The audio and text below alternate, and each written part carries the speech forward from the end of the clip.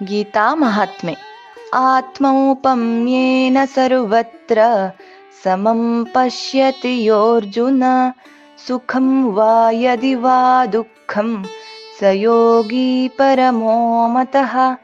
ಎಲೈ ಅರ್ಜುನನೇ, ಸಮದೃಷ್ಟಿಯಿಂದ ಪ್ರಪಂಚವನ್ನು ನೋಡುವ ಯೋಗಿಗೆ ಸುಖ ದುಃಖಗಳೆರಡೂ ಸಮವೇ ಆಗಿದೆ. ಅಂತಹ ಯೋಗಿಯು ಪರಮಶ್ರೇಷ್ಠನು. ಇಂತಹ ಯೋಗಿಯು ತೆಗಳಿಕೆಗೆ ಕುಗ್ಗದೆ ತನ್ನ ವ್ಯಕ್ತಿತ್ವವನ್ನೇ ಅವಲೋಕಿಸಿಕೊಂಡು ಇನ್ನಷ್ಟು ಪ್ರಜ್ವಲಿಸುತ್ತಾನೆ. ಹಾಗೆಯೇ ಹೊಗಳಿಕೆಗೆ ಹಿಗ್ಗದೆ ತನ್ನ ಜವಾಬ್ದಾರಿಯ ಬಗ್ಗೆ ಇನ್ನಷ್ಟು ಜಾಗೃತನಾಗುತ್ತಾನೆ. ಇಂತಹವರಿಂದ ಸಮಾಜದ ಕಲ್ಯಾಣವೇ ಆಗುವುದು. ಇಂದಿನ ಸಮಾಜದ ಸ್ಥಿತಿಗತಿ ಹೇಗಿದೆ ಅಂದರೆ, ಹೆಚ್ಚಿನೆಲ್ಲ ಯುವ ಪೀಳಿಗೆಗೆ ಕಷ್ಟ ಎಂದರೆ ಏನೆಂದೇ ತಿಳಿಯದೆ ಬೆಳೆದವರು. ಇದಕ್ಕೆ ಕಾರಣ ಹೆತ್ತವರೇ ಎಂಬುದರಲ್ಲಿ ಎರಡು ಮಾತಿಲ್ಲ.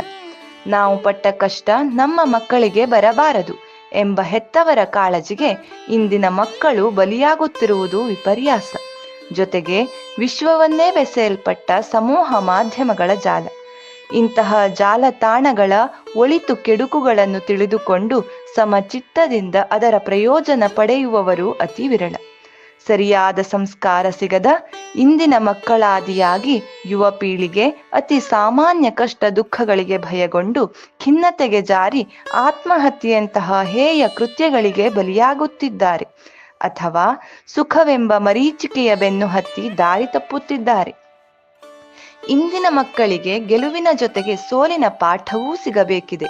ಸುಖದ ಜೊತೆಗೆ ದುಃಖವನ್ನೆದುರಿಸುವ ಚೈತನ್ಯವೂ ಬೇಕಾಗಿದೆ. ಸುಖ ದುಃಖಗಳನ್ನು ಸಮಾನವಾಗಿ ಸ್ವೀಕರಿಸುವ ಮನೋವೃತ್ತಿಯೂ ಅವಶ್ಯಕವಾಗಿ ಮೈಗೂಡಿಸಬೇಕಾಗಿದೆ. ಭಗವದ್ಗೀತೆ ಈ ಎಲ್ಲ ಸಮಸ್ಯೆಗಳಿಗೆ ಪರಿಹಾರ ನೀಡಬಲ್ಲಂತಹ ದಿವ್ಯೌಷಧ.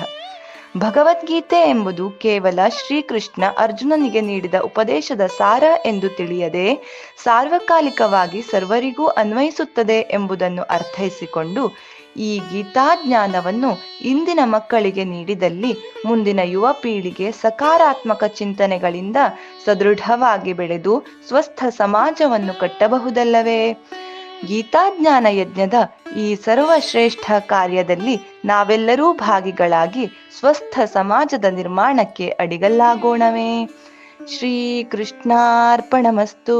ಹರಿ ಓಂ.